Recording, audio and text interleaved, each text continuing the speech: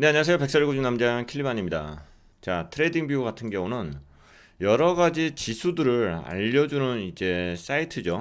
각 나라의 이제 지수도 알려주고, 그리고 환율도 알려주고, 그리고 뭐 선물, 모든 선물에 대해서 여기서 다 볼 수 있고, 그리고 크립토나 채권도 볼 수가 있는데, 최근에 와서 이 코 선생에 관련된 내용도 이렇게 볼 수가 있습니다. 그냥 코로나라고 이야기할게요. 자, 왜냐고 하면은 나머지 모든 지수들이 코로나에 의해서 영향을 받기 때문에 이제 그렇게 된 거죠. 자, 그래서 오늘은 코로나에 관련된 데이터들을 확인을 좀 해보고 뉴스들을 한번 읽어보도록 하겠습니다. 현재 전 세계적으로 확진을 받던 환자는 85만 7천 명 정도가 되고 하루 동안 늘어난 숫자는 7만 5천 명 정도가 됩니다. 비율로 따지면 9.6% 정도의 비율이 늘어난 거고요. 그리고 현재 미국이 가장 높은 비율로 늘어나고 있습니다. 16% 정도가 늘어났네요. 하루 사이에. 그리고 이태리는 3.98% 늘어난 거에 반해서 스페인과 독일이 많이 늘어나고 있네요. 자, 스페인이 9% 정도가 늘어났고, 그리고 독일이 7% 정도가 하루 사이에 늘어났습니다. 현재 전 세계의 그래프를 보면은 확진자 그래프가 이 빨간색인데 이 기울기가 꺾이지 않고 있습니다. 그리고 회복하는 사람들 기울기고, 그리고 사망한 사람들 이제 기울기가 42,000명, 전 세계적으로 42,000명이 코로나로 인해서 사망을 했고요. 저는 이 확진자 그래프가 지금 이 정도의 기울기가 계속 유지가 돼야 된다고 생각을 해요. 이게 많이 걸려야 된다는 의미가 아닙니다. 걸릴 만큼 현재 걸려 있는데 현재 그게 확진자인지 아닌지 검사를 제대로 안 하기 때문에 현재 이제 구분 자체가 안 됐잖아요.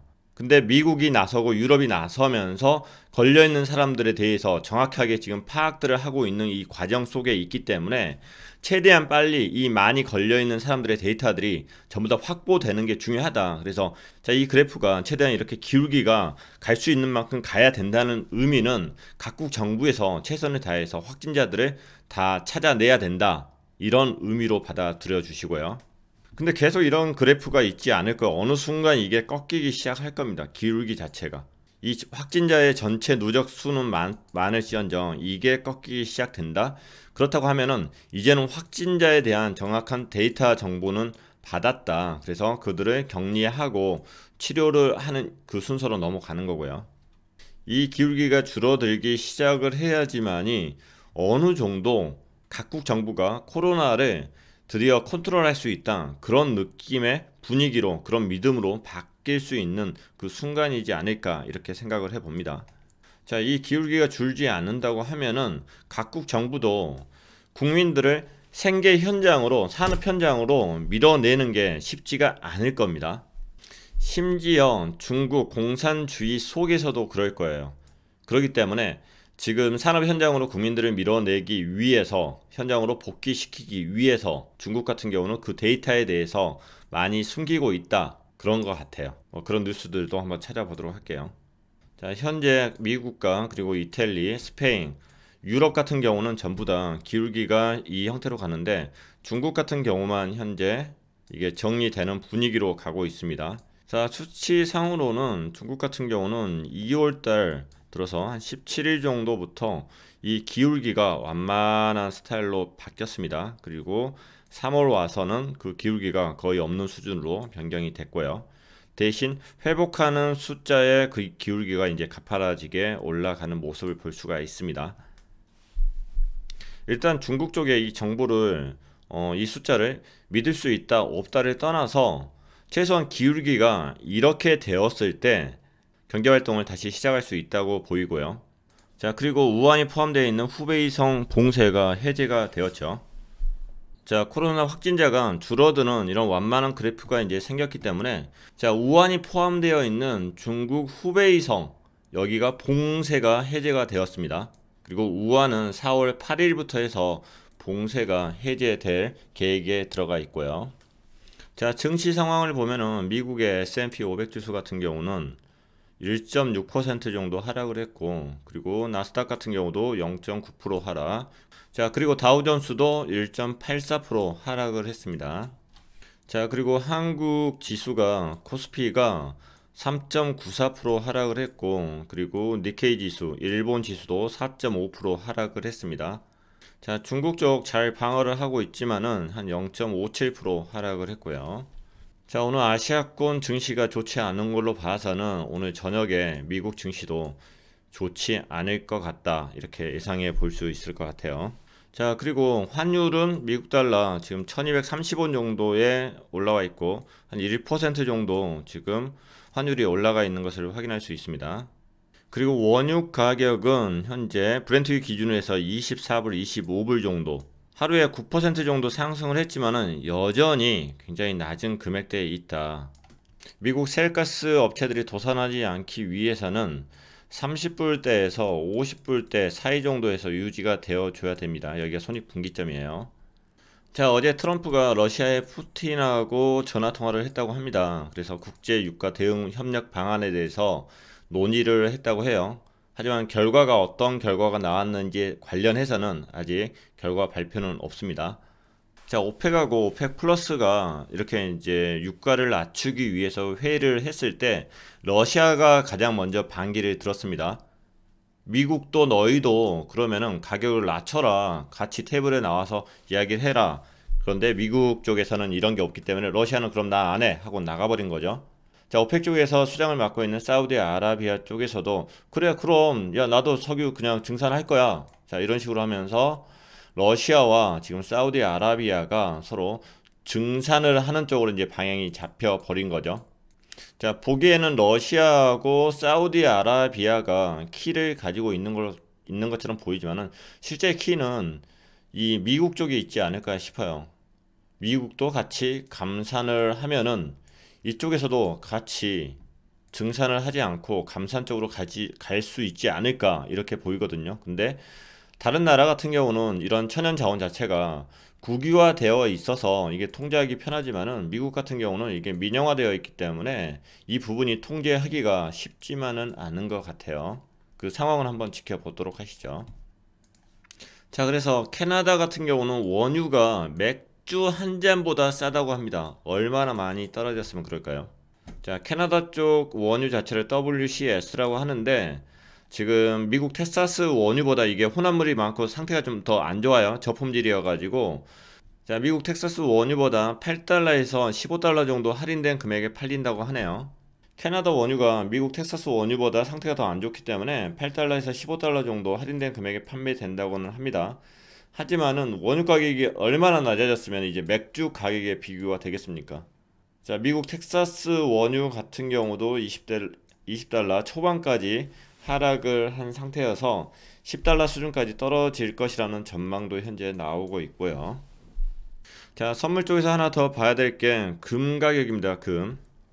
자, 증시가 폭락하면서 금 가격도 사람들이 놀래서 많이 팔았는데 현재 다 회복이 되어 있어요.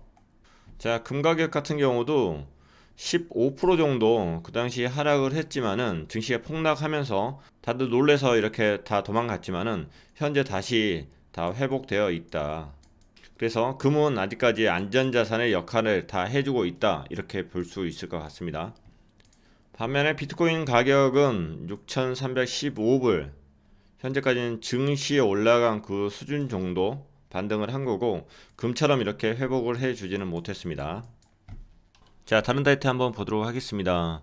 현재 미국이 18만 8천 명 정도가 확진이 되어 있습니다. 하루에 23,200명이 확진이 됐네요. 현재 진짜 미국은 열심히 지금 확진 검사들을 하고 있는 거예요. 이 숫자는 아마 어마어마하게 늘어날 겁니다. 지금 트럼프가 한 이야기도 있는데 그 기사는 제가 잠시 후에 살펴보도록 할게요. 그리고 현재까지 사망한 인원은 4,000명 정도 되고 오늘 하루에 873명이 사망을 했습니다. 자, 그리고 이탈리아 같은 경우는 10만 명이 확진에 걸려 있고 오늘 하루만 해서 4,000명 정도가 추가가 됐고요. 그리고 사망자 같은 경우도 12,000명 정도가 사망을 했는데 오늘 하루에 837명이 사망을 했고요. 지금 이탈리아 같은 경우는 사망자 비율이 굉장히 높습니다. 11.7% 정도 굉장히 높습니다. 그리고 스페인 같은 경우도 95,000명 확진자에 오늘 하루에 1,500명이 확진이 됐고요. 그리고 독일이 71,000명이 확진인데 오늘 하루에 3,628명 그리고 프랑스도 52,000명 정도가 확진자인데 오늘 하루 증가세는 7,500명 정도가 되고요. 지금 독일의 이 증가세가 굉장히 높다. 그리고 프랑스의 증가세도 굉장히 높다. 자, 현재 중국이 8만 1000명이고 확진자가 이제 30명 늘어나고 있어요. 그리고 사망자가 3,300명이고요. 그리고 오늘 추가 사망자는 7명 정도 되네요. 중국 땅덩어리가 하나의 유럽 전체 나라에만 하는데 8만 1000명밖에 안 된다. 그리고 코로나의 시발점이 여기인데 이것밖에 안 된다? 그건 믿을 수가 없을 것 같아요. 한번 인구수하고 한번 땅 면적 한번 볼까요? 자, 국가별 인구 순위를 한번 보면은 중국이 현재 14억 명 정도 됩니다. 전체 비율로 따지면은 18%를 차지하고 있고, 그 다음에 인도가 차지하고 있고요. 인도도 13억 5천 명 정도가 됩니다. 거의 중국하고 비슷해요. 백분율로 17% 정도 차지하고요. 그리고 미국이 현재 3억 3천만 명 정도, 전세계 인구의 4%를 차지합니다. 미국에 비교해서 중국이 4.2% 정도 인구 비율이 높습니다. 자, 숫자를 이런 식으로 계산하면 안 되겠지만은 현재 지금 확진자를 열심히 찾고 있고, 확진자 증가세가 이렇게 그래프가 심하게 올라가고 있는 미국 같은 경우 확진자가 거의 20만 명이에요. 인구수 비율로 한다고 하면은 중국은 현재 이거의 4배 정도가 돼야 되는 거 아닌가요? 최소한 못해도 중국은 80만 명 이상이지 않을까. 근데 중국은 현재 코로나 바이러스가 거의 다 끝나간다, 그런 분위기로 가고 있는데 데이터상으로는 8만 1000명 정도밖에 안 됩니다. 자, 그러면은 이탈리아 같은 경우는 인구가 얼마 정도 될까요? 자, 이탈리아 인구수 같은 경우는 한 6천만 명 정도 되네요. 한국에 비교해서 한국이 200만 명 정도 되니까 한국보다 조금 더 많다, 뭐 이렇게 보면 될 것 같아요. 자, 이탈리아 인구수에 비교해서 중국의 인구수를 계산을 한번 해보면은 중국이 14억 인구고 이탈리아가 6천만이니까 이탈리아에 비교해서 23배가 중국이 더 인구가 많습니다. 자, 이탈리아가 6천만 명이고 중국이 14억 인구인데, 자, 훨씬 더 적은 지금 확진자가 나왔어요. 자, 이러면 둘 중에 하나죠. 중국의 방역 시스템이 아주 우수하거나 아니면은 이 숫자를 가려야 되는 그런 상황이었거나 둘 중에 하나일 겁니다. 경우의 수가 하나 더 있겠네요.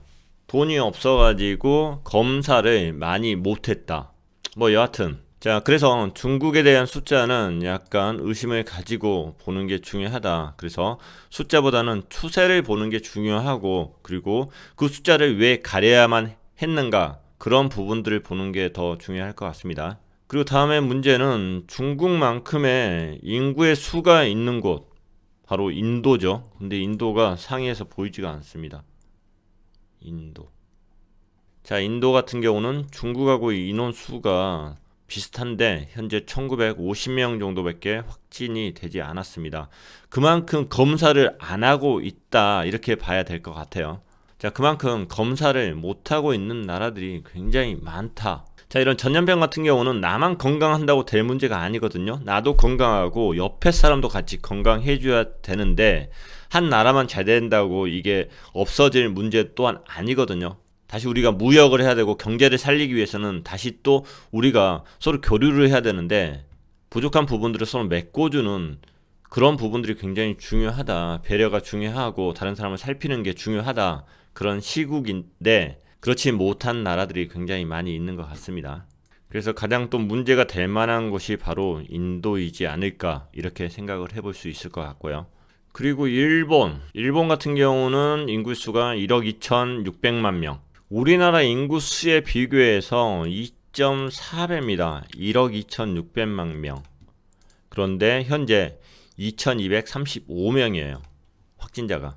그리고 오늘 하루 늘어난 숫자도 18명밖에 안 됩니다. 자, 올림픽이 연기되면서 검사를 늘렸다고 했지만은 과연 늘린 거 맞나 싶어요. 일본 사람들은 전부 다 아톰입니까? 뭐 일본 사람은 아주 건강하든지 아니면 돈이 없어서 검사를 못하고 있든지, 지금 현재 이런 확진자 숫자가 뭐 많이 늘어나는 것을 창피할 문제가 아니라고 생각을 해요. 정말 투명하게 나서서 검사를 최대한 많이 하고 그래야지만 현실을 아니까 새로운 정책들이 나오겠죠. 근데 대응 자체를 무대응으로 해버린다? 이거 자체는 굉장히 위험한 발상이라고 생각을 합니다. 하지만 수많은 나라들이 그런 정책을 펼치고 있고요. 자, 이웃 나라가 위험하지 않다면은 굉장히 다행스러운 일인데 그것을 방치하고 있다고 하면은 정말 그건 좀 아니지 않나요?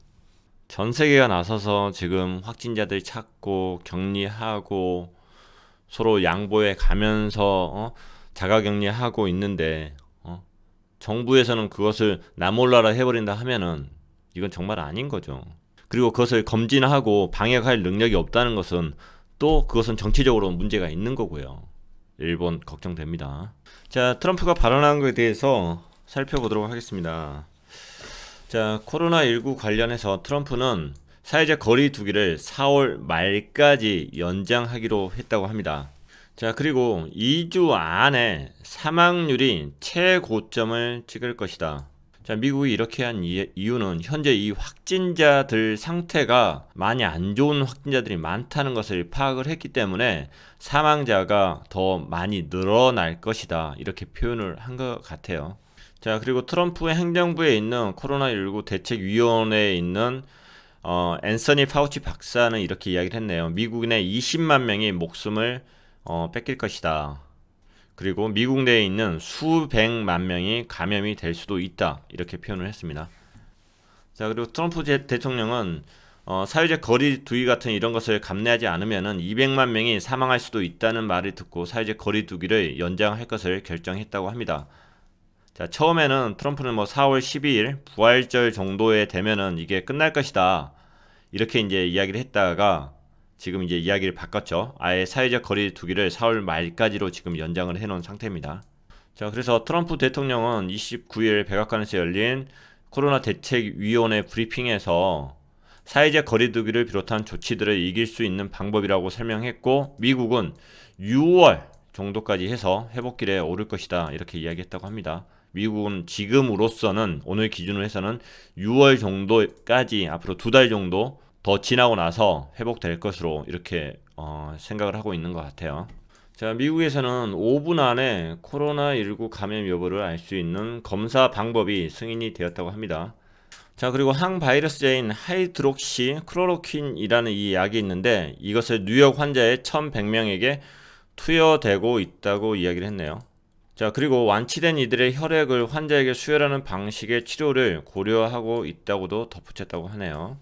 보통 약이 나오려고 하면은 임상실험 하는데도 몇 개월 걸리고 그것도 승인 받는데도 또 몇 개월 걸립니다. 그런데 그런 법적인 과정들을 좀 뛰어넘고 있는 것 같아요.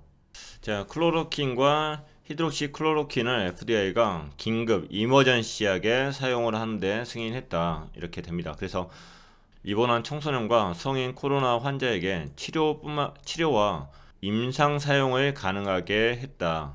그런데 클로로킨 같은 경우는 1934년에 만들어진 것 같아요. 바이엘이라는 데서 개발이 됐고, 자, 말라리아 치료에 사용됐던 약인 것 같고, 그리고 류마티스 관절염에도 사용이 됐고요. 그리고 히드록시 클로로킨은 클로로킨이 변형된 약물로서 말라리아, 루푸스, 류마티스 관절염에 사용되었다.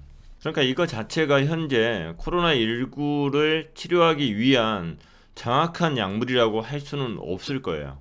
그래서 치료를 하면서 또 임상 또 실험하면서 지금 이제 워낙에 급하니까 동시에 같은 과정들을 하려고 하는 것 같습니다. 자, 이런 발언을 했네요. 도널드 트럼프 미국 대통령은 최근 기자회견에서 클로로킨은 고무적인 초기 임상 결과를 보이고 있습니다. 최대한 빠르게 승인하겠습니다. 그래서 이제 승인을 한 거고요. 그래서 또 이거에 대한 반대적인 의견을 낸 사람이 있어요. 그게 FDA 국장. 미국 식약의약품 여기 국장은 여기에 대해서 반대적인 의견을 냈습니다. 바로 클로로킨에 대한 임상실험이 필요하다. 그런데 상황이니만큼 이거에 대한 가능성 때문에 치료도 하고 그리고 임상실험도 같이 하는 상황까지 지금 온 것 같습니다. 일상적으로 FDA에서 승인하는 과정들이 굉장히 시간적으로 길고 절차가 까다로운 걸로 유명한데 지금 상황이니만큼 지금 이런 결정들이 정치적으로 이루어지고 있는 것 같습니다. 자, 그리고 실제로 연구진에 의해서 임상실험이 있었던 것 같아요. 그래서 히드록시클로로킨과 그리고 항생제인 아지트로마이신을 이것을 동시에 투여했을 때 5일째 되는 환자가 100% 음성의 결과를 이렇게 나온 것을 확인했었고, 그리고 히드록시클로로퀸만 투여했을 경우에는 음성이 50%가 나왔다, 이런 결과가 있었고, 그 반대의 결과도 있었다고 해요. 중국 연구팀에 의하면은 히드록시클로로퀸은 코로나19 환자에게 치료 효과가 전혀 없었다, 이런 연구 결과를 내놓기도 했다고 합니다. 아직 상반되네요. 그래서 임상 실험이 충분하지는 못하다, 이게 현재의 결과이고, 그렇지만 긴박해서 이게 승인했고 실제 환자에게 투여될 것이다, 이렇게 보는 게 현재로서는 맞는 것 같습니다. 자, 그리고 트럼프는 장비 부족 사태에 대해서 일부 병원들을 비난을 했습니다. 일부 주에서 인공호흡기 그리고 마스크, 기타 의료용품들을 비축한 병원이 있다, 이것을 비난을 했다고 합니다. 인공호흡기 등을 비축하는 문제가 있습니다. 병원들은 이것들을 풀어야 합니다. 일부 병원들은 너무나 많은 의료 장비와 의료용품과 의료 장비를 갖고 있습니다. 몇 주 안에 문제가 생길 수 있다는 이유로 다들 물품을 쌓아둬서는 안 됩니다. 지금 현재 가장 많은 그 확진자가 나오고 있는 게 뉴욕입니다. 그래서 뉴욕주에서 지금 장비하고 의사들에 대한 SOS를 요청을 하고 있습니다. 그런데 다른 주에서도 문제가 될 수 있기 때문에 이거에 대해서 지원하는 게 조금 더디고 있는 이런 분위기예요. 자, 바이러스 확산으로 수요가 급증하면서 의료진들은 인공호흡기 가용성에 촉각을 곤두세우고 있습니다. 이런 주에서 인공호흡기 부족 사태를 우려했습니다. 자, 그리고 디트로이트 자동차 제조업체에도 더 많은 의료기기를 생산하라고 이렇게 명령을 했다고 하고요. 자, 반면에 이런 사진도 있습니다. 뉴욕이 지금 심각하기 때문에 다른 주에 있는 의료진들이 현재 뉴욕으로 이렇게 가고 있는 모습입니다. 자, 그래서 사랑을 싣고 뉴욕으로 날아가는 코로나19 의료진들, 결코 부정적이지만 않습니다. 투명하게 모두가 최선을 다한다면은 분명히 이 또한 우리가 잡아낼 수 있는 거고, 이 또한 지나갈 것입니다. 다시 우리 경제가 살아나려고 하면은 국경 봉쇄가 된 게 없어져야 되고, 그리고 사람이 서로 교류를 해야 되고, 물류가 서로 교류를 해야 되고, 그리고 소비를 서로 해줘야지만이 서로가 살 수가 있는 세상입니다. 현재 각국 정부가 돈을 쏟아붓고 있지만은 이것은 현재 경제를 앞에서 부흥시키기 위해서 쏟아붓는 게 아닙니다. 망하지 말라는 겁니다. 망하지 말라고 아래서 계속 받쳐주고 있는 거예요.